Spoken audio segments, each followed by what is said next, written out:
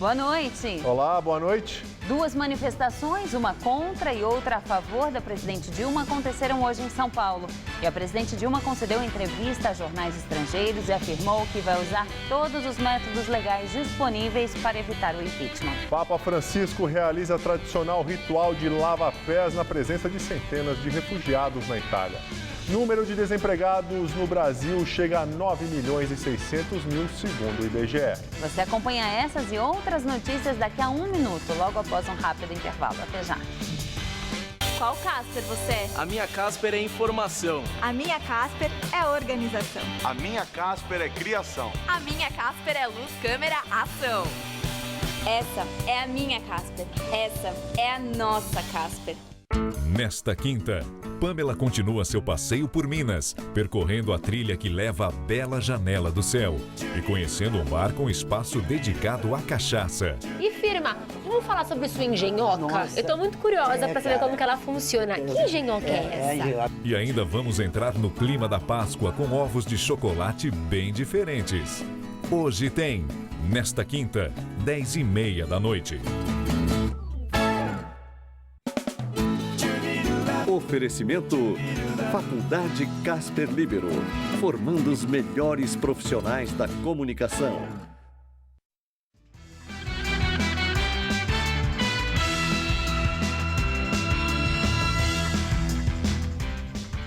As reclamações de quem tenta recarregar ou comprar o bilhete único na cidade de São Paulo são muitas e frequentes. É um absurdo. Além dos equipamentos quebrados, tem máquina que engole o dinheiro e quem fica no prejuízo é o usuário. Os problemas começaram no final do ano passado. Na estação Marechal Deodoro, na linha vermelha do metrô, a máquina de autoatendimento para recarga do bilhete único funciona, mas existe apenas um equipamento, o que gera filas em horários de pico. Na estação Barra Funda, também na linha vermelha, são 4, mas 2 estão desligadas. Eu carrego em banca de jornal agora, não carrego mais em maquininha. Na estação São Joaquim, na linha azul, a única máquina que tem não aceita dinheiro, mas não há um aviso e a pessoa só descobre depois de enfrentar a fila. Daí o jeito é encarar mais fila, a da bilheteria do metrô. É meio complicado, né, porque a gente acaba pegando uma fila que no momento agora está tranquila, mas tem períodos onde a fila é muito comprida e a gente acaba gastando meia hora, 40 minutos. E ainda pode piorar, quando a máquina aceita a cédula, mas simplesmente engole o dinheiro e não efetua a recarga. Eu dei R$5 e estou tentando recuperar esse dinheiro junto à empresa. Complicado. Outro problema no transporte público aqui da capital é que com a tarifa R$3,80, o metrô continua sem troco. E daí algumas estações, como a Santa Cecília na linha vermelha e aqui a Luz na linha azul, estão cobrando R$3,75. Na bilheteria, o aviso explica que a venda com o valor menor é limitada a 1 bilhete por pessoa. E se nas estações a situação é ruim, o jeito é ir para as revendas externas. Tentamos comprar um bilhete único em 2 lotéricas, mas em ambas a resposta foi negativa. Bom dia, por favor, tem bilhete único? Não, não tem? Onde eu posso encontrar aqui? Segundo a Prodata, quando a máquina engole o dinheiro do cliente, se o valor não for recarregado, ele fica como crédito para a próxima recarga. E que os problemas constatados pela nossa equipe podem ter sido causados por vandalismo. Em nota, o metrô informou que fiscaliza as empresas e solicita um reparo assim que uma falha é identificada. Também em nota, a SP Trans afirmou que não há falta de bilhete nas revendas e que as lotéricas só fazem recargas para bilhete comum, pois aguardam a Caixa Econômica Federal concluir uma alteração do software de venda de créditos para outras modalidades. Além disso, que a recarga também pode ser feita na loja virtual da SP Trans e pelo aplicativo Zoom para smartphones. 2 manifestações aconteceram hoje em São Paulo. Uma contra a presidente Dilma foi realizada aqui na Avenida Paulista. E a outra, a favor do governo federal, começou no Largo da Batata e terminou na Zona Sul, em frente ao prédio da TV Globo. Esta reuniu um número maior de pessoas e foi organizada por movimentos sociais que lutam por moradia e também pela CUT. O protesto terminou aqui na frente da sede da TV Globo de São Paulo. Os manifestantes gritaram palavras de ordem contra a cobertura que alguns veículos vêm fazendo da crise política, especialmente com relação ao impeachment da presidente Dilma Rousseff. Eles acenderam sinalizadores na cor vermelha e também lançaram fogos de artifício contra o prédio da emissora. Antes, o grupo passou pelas avenidas Brigadeiro Faria Lima, Juscelino Kubitschek e pela Luiz Carlos Berrini. O trânsito ficou complicado na região. Durante o trajeto, alguns manifestantes criticaram o que chamaram de elite e gritaram palavras de ordem contra trabalhadores do Shopping Iguatemi e também do Shopping JK Iguatemi, dois locais conhecidos pela presença de pessoas de alta renda. Vários carros de som foram usados para que os manifestantes fizessem discursos contra o que chamam de golpe contra o governo federal. O ato, organizado pelo MTST, também contou com a presença da CUT, a Central Única dos Trabalhadores, e também movimentos sociais e sindicais. A Polícia Militar acompanhou o ato e nenhum incidente foi registrado. O juiz Sérgio Moro foi considerado pela revista Fortune dos Estados Unidos o 13º maior líder mundial. A revista norte-americana divulgou hoje uma lista com 50 nomes de pessoas que estão transformando o mundo e inspirando os outros a fazerem o mesmo. Moro aparece como responsável por acusar o esquema de corrupção que desviou bilhões de dólares da Petrobras para os bolsos de políticos e funcionários. A Fortune diz ainda que a presidente Dilma corre o risco de sofrer impeachment e que a reputação do ex-presidente Lula está em farrapos. Também estão no ranking o Papa Francisco em 4º lugar e a chanceler alemã Angela Merkel em 2º lugar. A primeira posição é do fundador da Amazon, Jeff Bezos. Sérgio Moro é o único brasileiro da lista. Em entrevista a jornais estrangeiros, a presidente Dilma Rousseff voltou a afirmar que não vai renunciar e que o que está em curso no país é uma tentativa de golpe. Dilma recebeu correspondentes de 6 jornais estrangeiros. Ela declarou que não é uma mulher fraca e que o processo de impeachment não tem fundamentos legais. A presidente afirmou ainda que vai apelar para todos os métodos legais disponíveis para evitar o impedimento. Ela reforçou que retirá-la do cargo pode gerar cicatrizes duradouras para a democracia brasileira e que não é agradável ser vaiada, mas que ela não é depressiva e dorme bem à noite. Essa entrevista da presidente Dilma é o tema do comentário de política de José Neumann e Pinto. Na entrevista coletiva à imprensa internacional, Dilma chutou o Poder Judiciário ao dizer que manterá Lula no governo como assessor ou como ministro, contrariando as ordens da Justiça. Chutou o próprio Supremo, o Tribunal Superior Eleitoral e os juizados de primeira instância ao dizer que está havendo um golpe num país em que as instituições parecem funcionar e queira Deus que funcionem. E pisou nos calos de milhões de brasileiros ao dizer que só 2% compareceram às ruas, no momento em que a pesquisa mostra que 70% querem vê-la longe do poder. Mas a Dilma também ofendeu os repórteres que recebeu, contando mentiras que ela sabe que não é verdade, não são verdades, mas fazem parte da construção de uma fantasia de que ela é uma heroína. Ela se comporta como se fosse uma guerrilheira num palácio no qual ela é presidente escolhida pela maioria do povo. Age contra o povo e, desta forma, merece ser deposta o mais rápido possível. Não com armas. Ela não é a heroína que ela pensa que é e não vai ser a heroína de um mundo de fancaria que só tem na cabeça dela. Olha, direto ao assunto, voltarei na terça. Feliz Páscoa com Z, Páscoa. Até. O arcebispo de São Paulo, Dom Odilo Scherer, foi agredido hoje no final da missa que abriu as celebrações da Páscoa na Catedral da Sé. Toda essa A missa começou às 9 da manhã com a celebração do Crisma na Catedral da Sé, que estava lotada.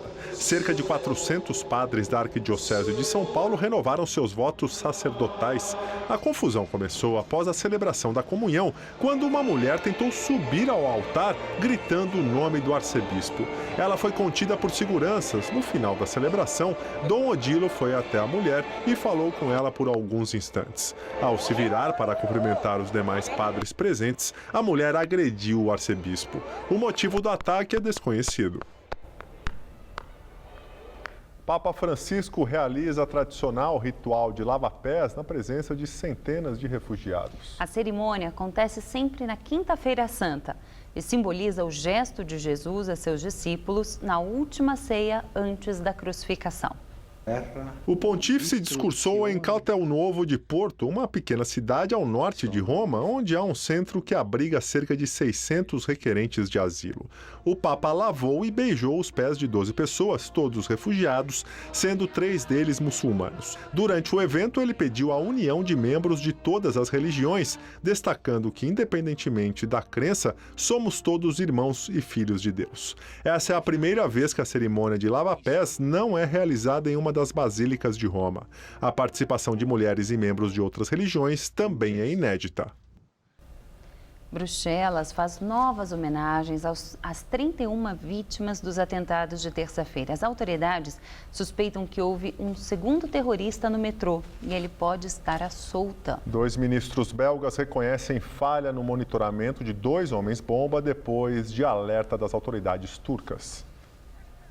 A TV belga e o jornal francês Le Monde publicaram que as câmeras de segurança do metrô gravaram imagens de um homem com uma bolsa grande caminhando junto com o homem-bomba Khalid El-Bakraoui. Não se sabe se ele entrou no vagão onde aconteceu a explosão. Ibrahim, irmão de Khalid, foi deportado da Turquia 2 vezes no ano passado. As autoridades turcas alertaram os europeus de que suspeitavam que Ibrahim fosse um militante do Estado Islâmico.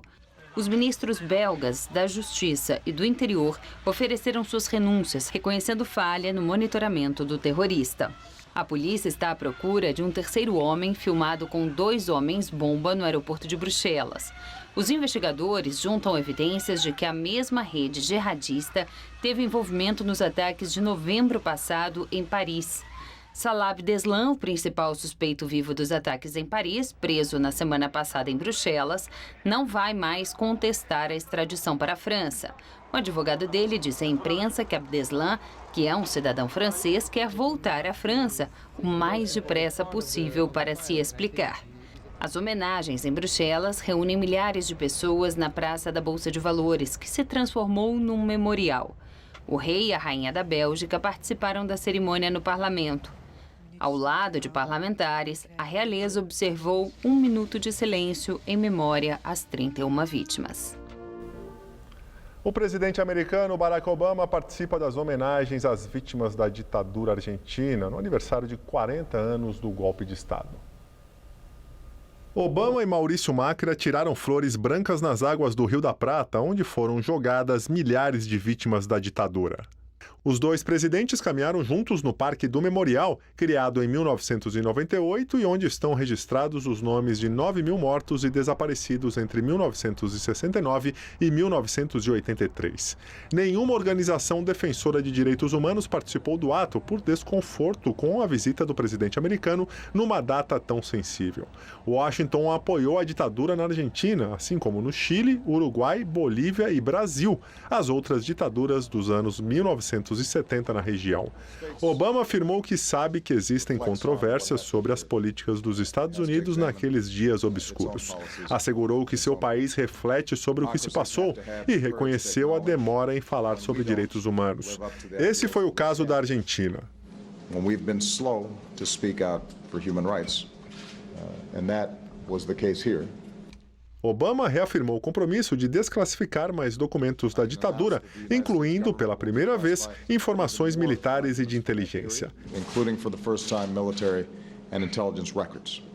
Macri agradeceu Obama por acompanhar os argentinos neste momento duro e triste da história do país. Antes de voltar a Washington, Obama e a família viajaram a Bariloche para um descanso de algumas horas num resort. Dias antes do PMDB decidir se rompe ou não com o governo, o Palácio do Planalto demite presidente da FUNASA, indicado pelo vice-presidente Michel Temer.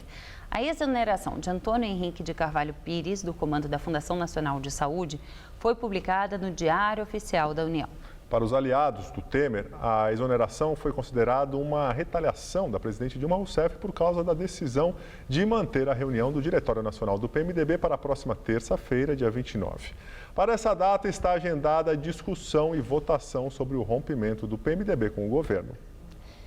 E agora o comentário de Josias de Souza, direto de Brasília. Ele fala sobre a entrevista da presidente Dilma com jornalistas estrangeiros. Numa entrevista a jornalistas estrangeiros, Dilma Rousseff disse hoje que está em curso no Brasil um golpe. Curioso, o destino foi muito caprichoso com Dilma Rousseff. Jovem, ela guerreou contra a ditadura militar, foi presa e barbaramente torturada. Nessa época, o Brasil frequentava as manchetes no exterior de ponta cabeça. Entidades internacionais cuidavam de denunciar flagelos como a censura e a tortura.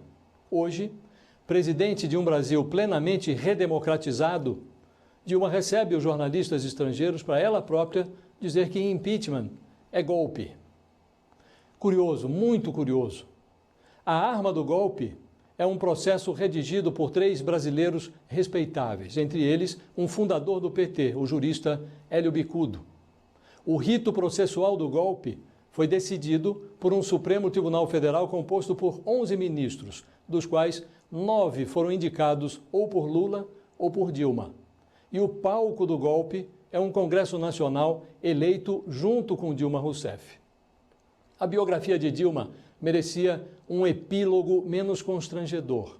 Mas se ela insistir nessa tese do golpe, vai passar a história como torturadora da lógica. Boa noite. Uma frente fria chega a São Paulo e muda o tempo neste feriadão de Páscoa. Vamos ver em detalhes a previsão para amanhã. Instabilidades vindas do sul do país provocam chuva amanhã em todas as áreas paulistas. O céu fica com muitas nuvens e chove de forma persistente ao longo do dia e da noite, tanto no sul como também no oeste paulistas. Já nas outras áreas, incluindo o litoral e a Grande São Paulo, o dia começa com sol entre muitas nuvens e são esperadas pancadas, mas a partir da tarde. No centro-oeste, temperaturas mais amenas, com máxima de 32 graus em Araçatuba e de 29 em Marília. Já no centro-norte, máxima amanhã de 30 graus, tanto em Ribeirão Preto como em Barretos. E no litoral, a máxima não deve passar dos 28 graus. Amanhã, aqui na capital, o sol ainda brilha com força e são esperadas pancadas de chuva a partir da tarde, máxima de 29 graus. Mas no sábado e no domingo, as nuvens aumentam e o céu pode ficar nublado e chover a qualquer momento. Máximas de 29 graus no sábado e de 30 no domingo.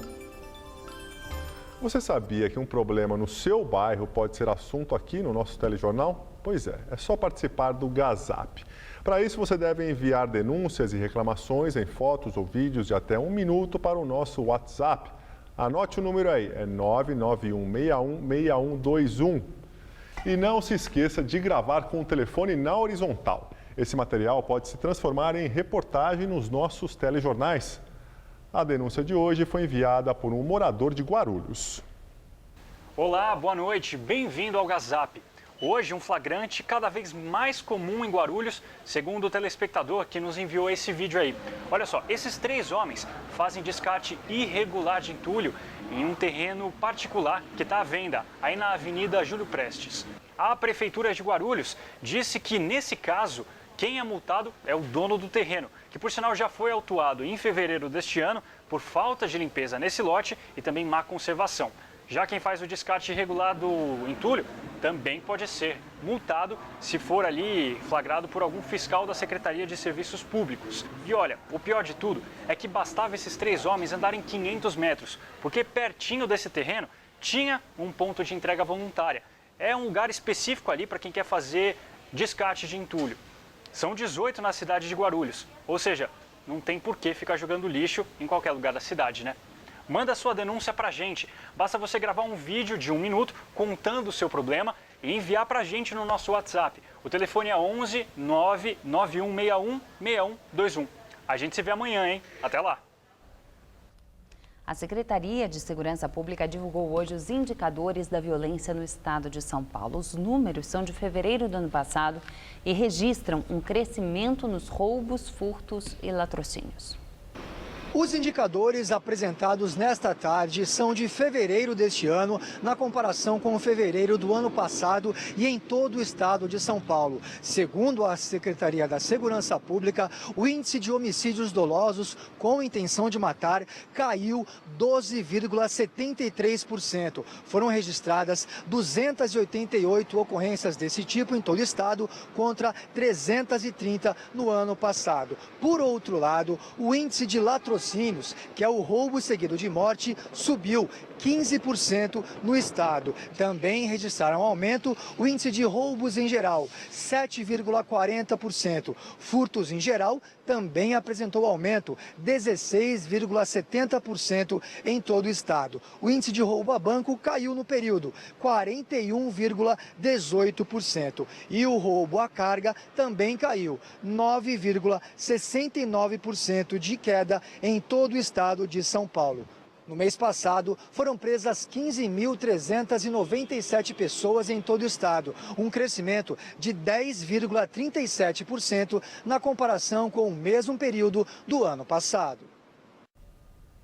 O emprego continua aumentando. Hoje, o desemprego continua aumentando. Hoje foram divulgados os dados da Pesquisa Nacional por Amostra de Domicílios Contínua.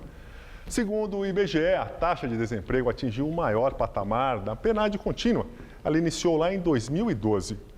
No trimestre encerrado em janeiro, o número de desempregados no Brasil avançou para 9,5%.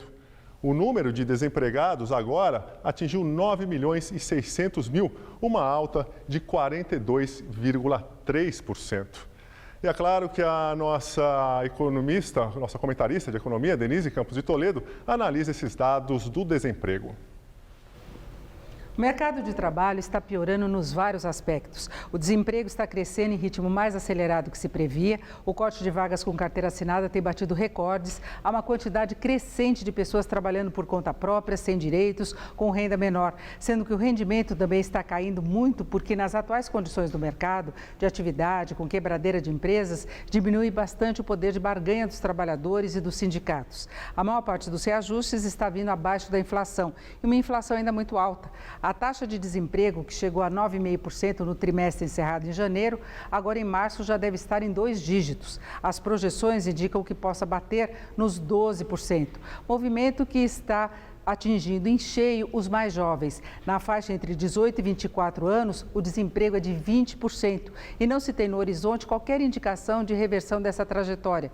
O mercado de trabalho é sempre o último a reagir. Os empresários só voltam a contratar quando têm segurança da retomada de atividade e precisam mesmo contratar. Com a atividade em queda, a ociosidade aumenta muito. Então, mesmo que venha uma retomada, as empresas têm como segurar a situação por um bom tempo, sem precisar de mais mão de obra. O problema maior, claro, é que não se tem no horizonte uma perspectiva mais segura de reação da economia.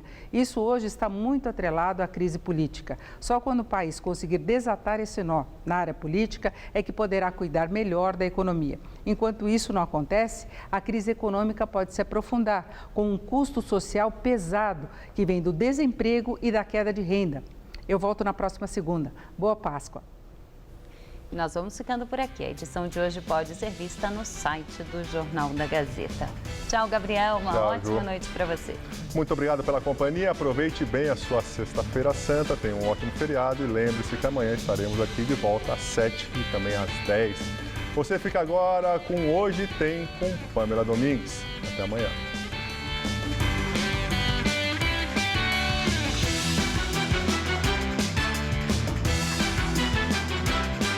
Christian Peterman comenta as estreias do cinema no Todo Seu. Daqui a pouco, 11 da noite. Assista agora. Hoje Tem.